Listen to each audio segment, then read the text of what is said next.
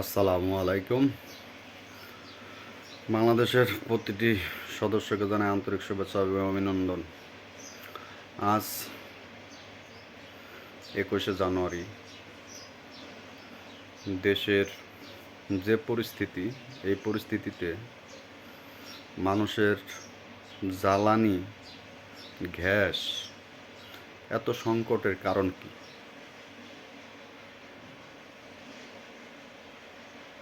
একবারও কি সরকার পক্ষ থেকে এগুলা খতিয়ে দেখা হয়েছে?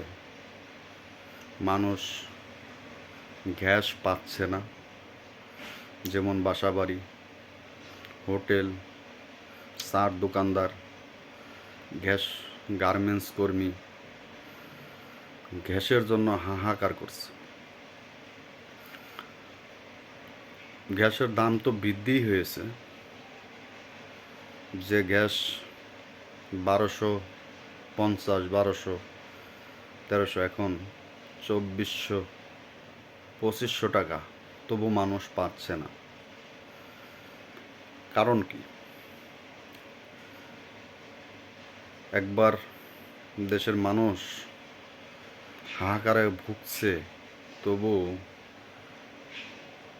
সরকারের পক্ষ থেকে কোনো কর্ণপাত করা হচ্ছে না।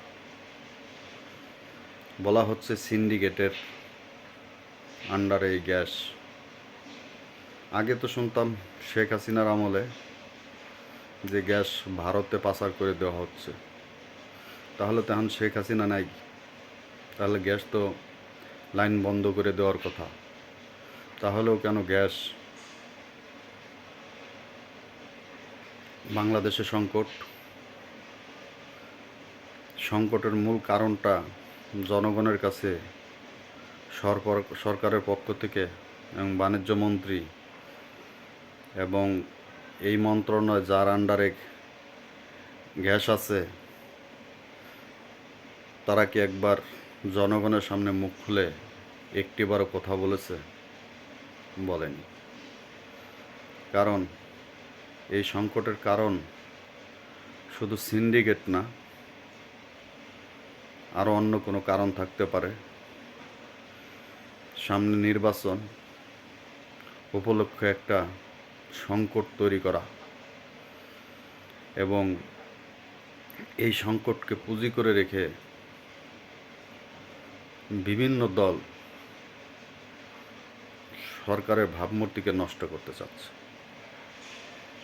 কিন্তু যদি তাই হয়ে থাকে, তাহলে সেগুলো জনগণের সামনে তুলে ধরা হয়নি, বরঞ্চ শুধু আওয়ামী লীগের নাম বলে সকল কিছু কাটাই দেওয়া হচ্ছে। আজ 2 বছর হয়ে যাচ্ছে শেখ হাসিনা দেশের বাইরে। সে পালিয়ে যাক, দেশের মানুষ তাকে দিয়েই আসুক, আন্দোলনের কারণেই হোক, যেভাবে হোক, সে দেশ থেকে পার্শ্ববর্তী দেশ ভারতে যে অবস্থান করছে। আসলে কি যে হেলিকপ্টারে শেখ হাসিনা দেশ থেকে চলে গেছেন, ওই হেলিকপ্টারে কি গ্যাস নিয়ে চলে গেছিলেন? দেশের অর্থ সম্পদ কি নিয়ে চলে গেছিলেন? নেননি। একটা শ্রেণীর লোক যারা গ্যাস নিয়ে, অন্য অন্য যে দ্রব্য সামগ্রী নিয়ে দেশকে সংকটের দিকে ফেলে দিচ্ছে।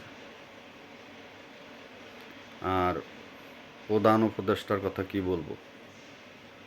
তিনি তো মুচকি হাসি দিয়েই সব কিছু পার পেয়ে যান।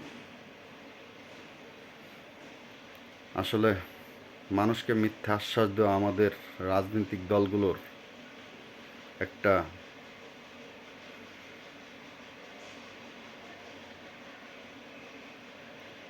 স্বভাব চরিত্রে দাগ লেগেছে। তাদের যে দুর্নীতি, শুধু আওয়ামী লীগই দুর্নীতি করেছে,